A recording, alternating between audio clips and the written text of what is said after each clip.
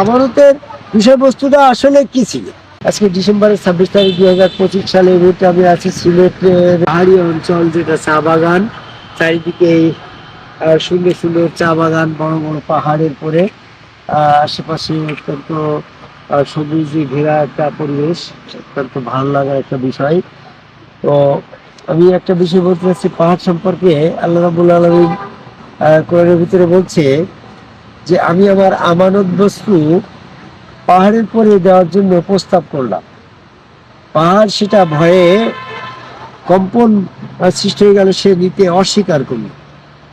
তো মানুষ এই আমানত বস্তু গ্রহণ করলো, এটার ভার নিল।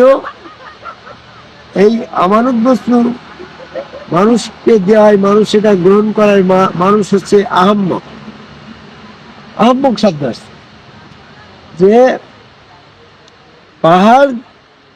পাহাড়ের পর প্রস্তাব করলে পাহাড় ওটা অস্বীকার করে গেল, কেঁপে কেঁপে সে হয়ে অস্থির হয়ে গেল।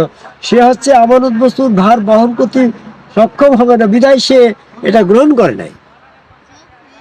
আর মানুষ এটা মূর্খতার পরিচয় দিয়েছে যে আল্লাহ পাকের আমানত যদি সে গ্রহণ করে, তাহলে তার মর্যাদা যদি সুষ্ঠুভাবে না রাখতে পারে, তাহলে সে ক্ষতিগ্রস্ত হবে।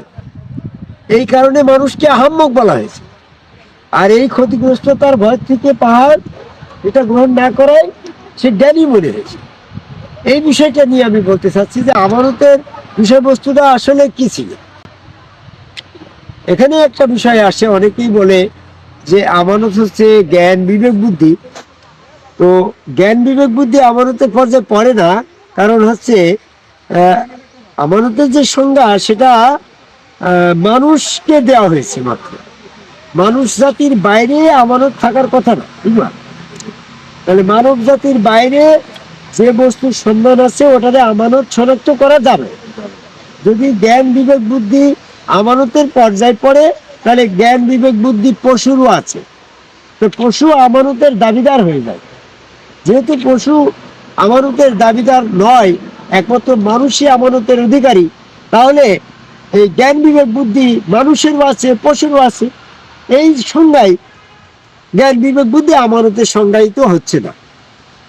নাম্বার 2, অনেকে বলে যে জ্ঞান বিবেক বুদ্ধি যেমন মানুষের আছে, অথচ এমন মানুষ আছে যার জ্ঞান নাই। যেমন পাগলের কি জ্ঞান আছে? পাগলের কিন্তু আমানত আছে। পাগলের জ্ঞান আছে, জ্ঞান নাই, আমানত আছে। তাহলে জ্ঞান বিবেক বুদ্ধি আমানতের পর্যায়ে পড়ছে না। পশুর জ্ঞান আছে, আমানত নাই, তাহলে জ্ঞান বিবেক বুদ্ধি এই লজিকে আমানত বলে সংজ্ঞায়িত করা যায় না। এবার আসেন, অনেকেই বলে পুরুষের বীর্যটাকে আমানত বলে। বীর্যটাও আমানত নয়, কারণ বীর্যটা পশুরও আছে। আবার সকল মানুষের বীর্য নাই, যেমন হিজলের বীর্য।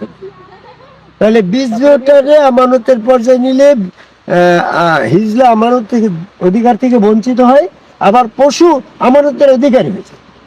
একই লজিকে বীর্যটাও আমানতের পর্যায়ে পড়ে না। অনেকেই বলে যে কোরআন আমানত। এই কোরআনটা কিন্তু মানুষের মধ্যে অনেকেই অস্বীকার করে, যেমন কাফেররা। কাফেরের ভিতরে কোরআন নেই, কিন্তু কাফেরের ভিতরে আমানত আছে। কাফেরের ভিতরে কোরআন নাই, আমানত আছে।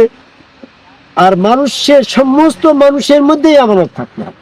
তাহলে আমানতের পর্যায়ে চিন্তা ভাবনা করতে গেলে এগুলা কিছু না, আমার জ্ঞান গবেষণায় ধরা পড়েছে। আল্লাহ রাব্বুল আলামিন জীব জগৎ তৈরি করে বলে আল্লাহ সুবহানাহু আমি কি তোমাদের রব নই? তারা বললো হ্যাঁ, আপনি আমাদের রব। আল্লাহ তখন এই সমস্ত মানুষের সৃষ্টির জীবের ভিতর থেকে ঈমান পরীক্ষা করার জন্য তার প্রতিনিধি তৈরি করার সিদ্ধান্ত নিলেন। তার প্রতিনিধি তৈরি করতে গিয়ে মানুষ যখন আল্লাহর প্রতিনিধি হবে, আল্লাহর প্রতিনিধিকে প্রতিষ্ঠিত করতে গেলে সেখানে সেজদা দেওয়ার প্রয়োজন হবে। আর সেজদা দিলে সেই সেজদার যাকে সেজদা দেবে তার আকৃতি যদি আল্লাহর আকৃতির সাথে সামঞ্জস্য না হয়, তাহলে পরে তো সেটা সেজদার বৈষম্যতা দেখা দেবে। এই জন্য আল্লাহ পাক তার প্রতিনিধিকে নিজস্ব আকৃতি দিয়ে সেখানে সেজদা দিয়েই তার প্রতিনিধি প্রতিষ্ঠিত করবে। এই জন্য আল্লাহ নিজ স্রোত মানুষকে আমানত স্বরূপ দিয়েছে। মানুষের ভিতরে তার আকৃতিটাই হচ্ছে এই আল্লাহ পাকের দেওয়া আমানত। এই আল্লাহ পাকের আকৃতি আমার দিয়েছে আমানত স্বরূপ, এটার মালিকানা আমি না, এটার ভোগ করছি আমি। এই আকৃতির মর্যাদা, আমার ইনসানিয়াতের মর্যাদা, আল্লাহ পাকের যে মর্যাদা মানে বস্তু আকৃতি, আমারও মানুষের আকৃতি, মানব আকৃতি, আল্লাহর আকৃতি, এই আকৃতির মর্যাদা আমাকে আল্লাহ পাকের সান্নিধ্যে পৌঁছানোর সহজ উপায় হয়ে গেছে।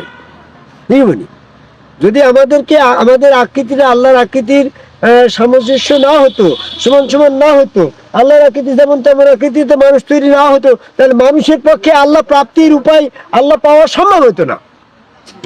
আল্লাহকে পাওয়ার, আল্লাহকে চেনার, আল্লাহকে বুঝার, আল্লাহ পাকের সাথে নৈকট্য লাভের আকৃতি উপায়, একমাত্র সহজ উপায় হচ্ছে আল্লাহ নিজ স্রোতে মানুষ তৈরি করেছে, তাই মানুষই আল্লাহ পাকের একমাত্র নৈকট্য লাভ করতে পারে। জয় গুরু।